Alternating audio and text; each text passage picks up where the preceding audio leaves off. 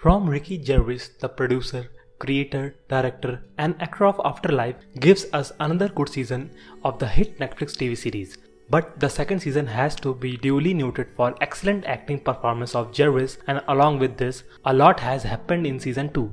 So let's check it out how it all planned out in the second season of Afterlife. So welcome back to the Entertainment Lab. Sit tight for the next few minutes as I will let you through the ending of Afterlife season 2. And before we begin, please hit the subscribe button and press the bell icon. And after this point, there are some huge spoilers ahead. The season 2 starts with Tony living out his routine life at the Tembury Gazette, waking up to his video clip of his beloved wife and still covering local stories that no one cares about.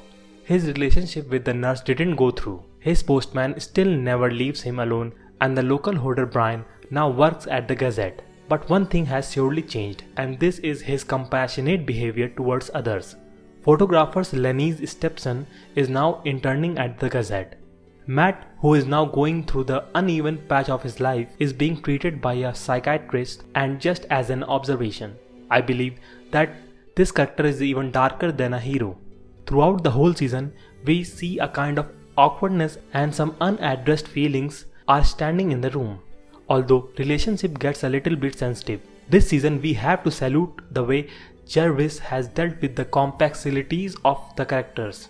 Along the lines, we see a new romance developing between Postman Pat and Roxy as they get close to each other. As we are moving towards the finale, and suddenly a bullet hits us from behind when we got to know that Tony's father is dead, which tears his heart apart again.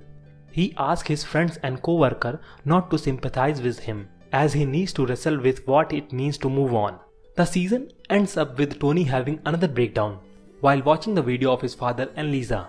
He tries to swallow sleeping pills, but Brandy stops him from doing that. And just about the time, Emma rings the doorbell and says that we'll take the Groundhog Day. The main question that arises from the scene of the season is, Tony's going to be okay? Well, we hope so. He came very close to killing himself this time.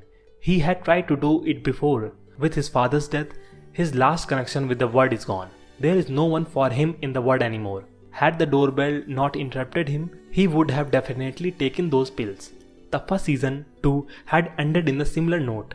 Tony had been feeling hopeful about the world and he asked out Emma. This time as well, we found her by his side. But as happened at the beginning of season 2, we also know that this is not guaranteed that everything is going to be fine forever. Will Tony still be suicidal? Now the Emma has agreed to give him time, of course, but her being there for him also means that he has one reason, apart from Brandy, not to kill himself. On the whole, the story was kind of a drag in piece with nothing new to platter. Tony's journalist stories were a kind of letdown from the last season, but we see the artistic brilliance of Gervais when he shares his thoughts with Anne in the graveyard. Those are the scenes that a true fan of Gervais will cherish and love. Performances were outstanding from David Bradley to Rosin Contre. Everyone has done their job with elegance and sincerity. There are flashes of comedy with Gervais' signature all over. It is a showpiece together by one of the living legend of comic world, but doesn't settle to watch this show if you are looking for roaring humor. With its collection of odd characters, the most fascinating thing about this uneven series is the way it underlines that, rather than one hero surrounded by lesser beings in life, everyone acts in an entirely different play. And conceptually, it's hard not to admire the willingness of building a comedy around depression, with a protagonist who finds no comfort in religion and or any usual things that we do in today's TV. In the recent interview, Gervais said that if the fans demanded, he will surely do the third series, and by the recent reviews, I accept that they will. That's the thing about Afterlife's good or bad, they go forever. Thank you very much for watching this video. If you like it, please hit the like button, and for more such content like this, subscribe to our channel.